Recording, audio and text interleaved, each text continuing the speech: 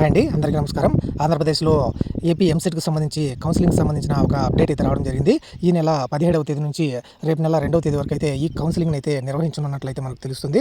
ఇందులో 2 విడతలుగా నిర్వహించాలా లేదంటే 3 విడతలుగా నిర్వహించాలా అనేది అయితే ఇంకా నిర్ణయం అయితే తీసుకోలేదు.